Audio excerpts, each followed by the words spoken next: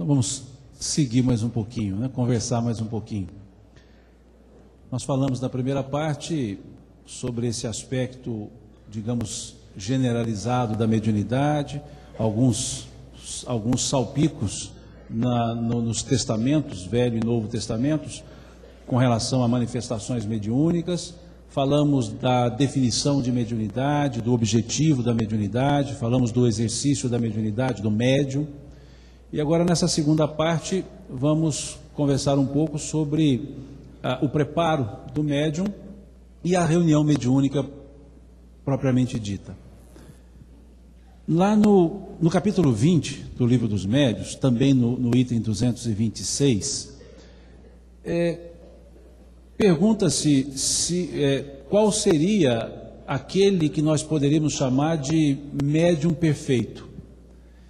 E os espíritos, de forma educada, bem-humorada, disseram: bons médiuns, estais longe de conhecê-los. De forma bem educada, lógico.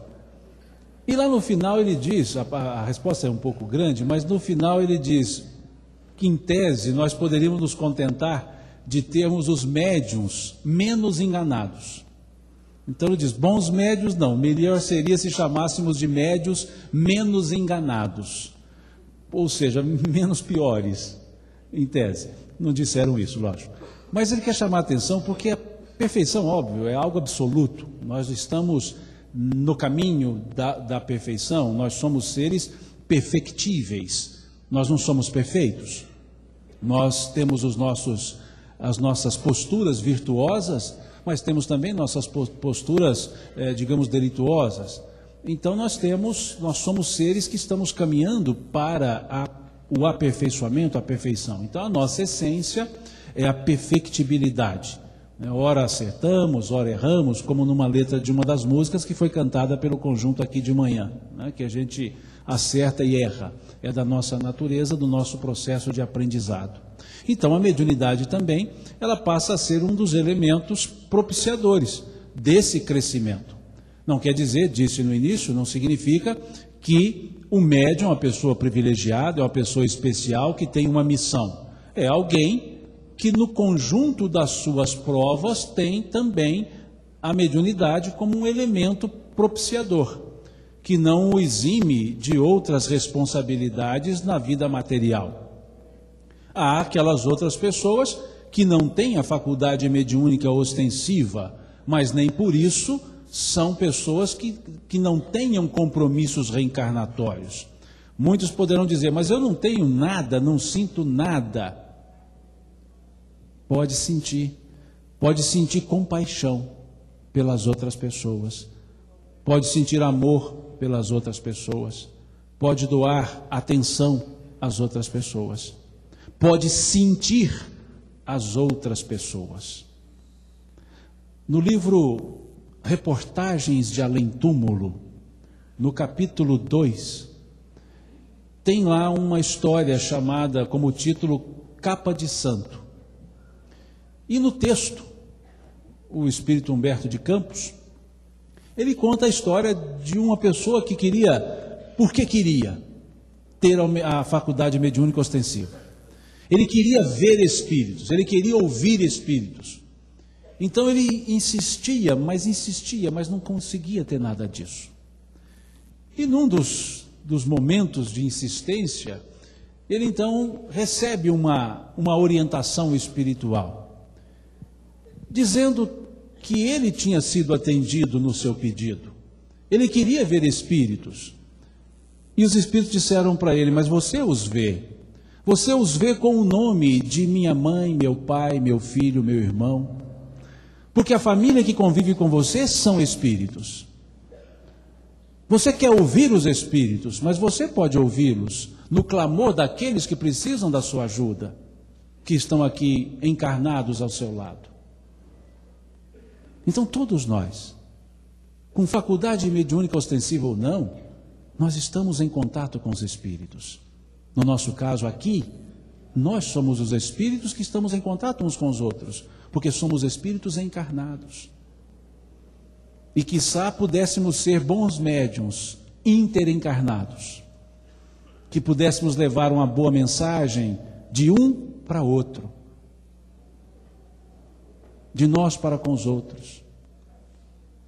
Então não quer dizer que o fato de não possuir a faculdade mediúnica, eu não possa ser útil aos espíritos encarnados e aos desencarnados. Então não vejam na mediunidade esse aspecto de exceção, ou que o médium tem uma prova tão grande que precisa da mediunidade. Não.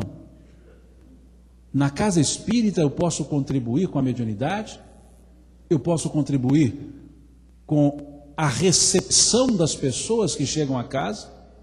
Ah, mas eu não consigo nem fazer palestra, não consigo, mas consegue recepcionar as pessoas que chegam lá, para dar-lhes boas-vindas, para dizer a elas que bom que você está aqui conosco, precisa de alguma ajuda, para orientá-las sobre como funciona a casa.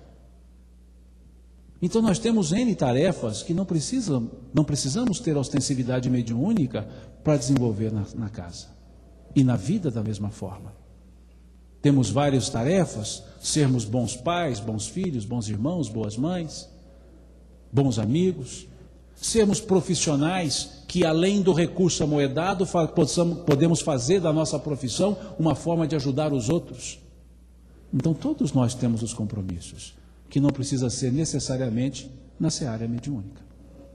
Os que estão na seara mediúnica por compromisso, que o façam com amor, com desprendimento, com boa vontade. Não só com interesse de evitar problema para si, mas com interesse de minimizar os problemas para outrem. Porque muitas vezes nós agimos no bem com medo do mal.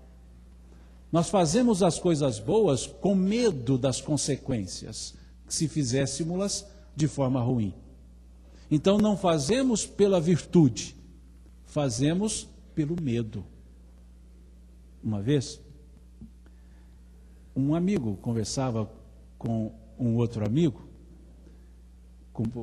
conheço um dos amigos, e eles conversavam, e esse meu amigo, ele havia comprado uma propriedade, e a propriedade foi comprada por área, né? Não era pela propriedade, ele comprou como se fosse X área, X hectares. Naquela época o pessoal chamava de alqueire lá, X alqueires. E ele pagou por alqueire. Ele não comprou naquela modalidade ad corpus, não. Comprou na modalidade, não, a área que foi eu pago. E não, é tantos alqueires, ele comprou. Depois passou um tempo, não sei quanto tempo, ele fez a medição e viu que era um pouco maior. Então ele buscou a pessoa e disse, olha, eu vim lhe pagar um pouco mais, porque eu comprei por X e era mais, eu estou aqui para lhe pagar. E um companheiro dele, um amigo dele, soube do fato e falou assim para ele, né? Meu amigo, se não existir esse negócio de céu, nós vamos levar uma manta. Quer dizer, levar manta, para quem não conhece, eu vou levar um prejuízo danado, né? Porque a manta é uma terminologia mais assim antiga, né? Então ele falou, se não existir esse negócio de céu, nós vamos levar uma manta, porque a gente faz coisas boas, vai que não tem esse céu, a gente leva prejuízo. Ou seja, fazer coisa boa só para visar recompensa não é meritório, não. Né? Então não é exercer a mediunidade somente com essa característica, somente porque, deixa eu exercer para evitar problema, não. Vamos exercê-la para minimizar problemas de outros, para crescermos juntos, mas também lembrando que o não ostensivo é um médium de si mesmo, ele traz a sua história de vida e os seus compromissos para serem exercidos. E para o ostensivo, então, ele precisa do preparo. O preparo também, somente para fins didáticos, vamos trazer para 3 níveis, mas na verdade são N preparos, mas assim, didaticamente, em 3 caracteres, ele precisaria ficar um pouco mais atento. O primeiro, o caractere intelectual, preparo intelectual. O que é isso? Não é o preparo intelectual no sentido de cursar uma faculdade de mediunidade, curso superior em mediunidade, doutorado em mediunidade, ou mesmo um curso acadêmico para poder ir para o centro. Não, não é isso. Não é uma intelectude vazia. Não é uma intelectualidade apenas de nome, de fachada. é o preparo do conhecimento. É buscar conhecer a doutrina espírita que versa sobre a mediunidade e depois conhecer sobre a mediunidade. Não é se lançar apenas no estudo da mediunidade, é estudar a doutrina como um todo e depois estudar especialmente a mediunidade. É preciso que a pessoa se dê a si essa grande condição de a conhecer, para que ela saia do senso comum e vá para o senso crítico. Faça com conhecimento de causa. Ler. Uma das máximas do pensamento espírita, que vemos lá no capítulo 6 do Evangelho segundo o Espiritismo: Espíritas, amai-vos, eis o primeiro ensino, instruí-vos, eis o segundo. Então é preciso esse caráter de instrução. A leitura é importante nesse aspecto. O Espírito, Dona Jana de Ângeles, no livro Estudos Espíritas, ela diz: estudar o Espiritismo em sua limpidez cristalina é dever que não nos é lícito postergar, seja qual for a justificativa na qual nos apoiemos. Veja, estudar o Espiritismo em sua limpidez cristalina, com profundidade. E é um dever que não nos é lícito deixar para depois, quer dizer, postergar, deixar para depois, independentemente da justificativa que busquemos.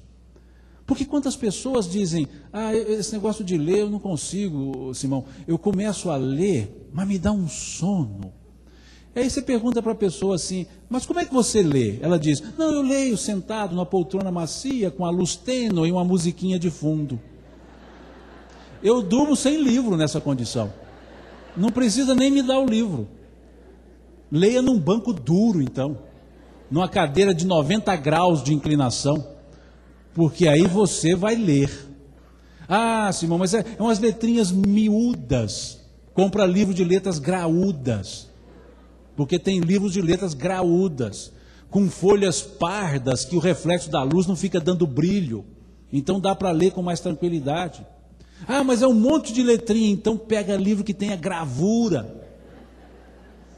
Eu li agora, ontem, uma revista em quadrinhos, lançada aqui, se não me engano, pela FEEGO, muito bem escrito, um texto agradabilíssimo. Até precisava ler o volume 2, que eu vi lá, continua, né? E é danado quando você vê assim, continua, e você não tem a segunda parte para ler. Mas está lá uma história em quadrinho, contando a história do jovem que teve contato com o pensamento espírita, a partir de uma ideia de ET, depois viu que não era o ET, que o ET éramos nós mesmos, quando falava do outro mundo e tal. Achei belíssimo, agradabilíssimo para ler, o material bem produzido. Então nós temos gravuras, figuras, podem ler à vontade. Mas eu não consigo ficar quieto, então lê andando. Lê andando, vai para lá, vem para cá, mas leia. Mas eu não sei ler, mas ouve, então ouça alguém lendo. Põe lá um CD, vai ler, vai ouvir. Vai participar de uma palestra e ouça. Mas eu não tenho tempo. Tempo é questão de preferência. Eu sempre tenho tempo para aquilo que eu gosto de fazer. Então a resposta seria: eu não quero. Aí é um problema pessoal. Eu não quero, mas deveria querer, porque é importante estudar. Nós não estamos mais para inventar a roda, ela já foi inventada. Nós temos que aprender apenas a fazê-la rodar melhor.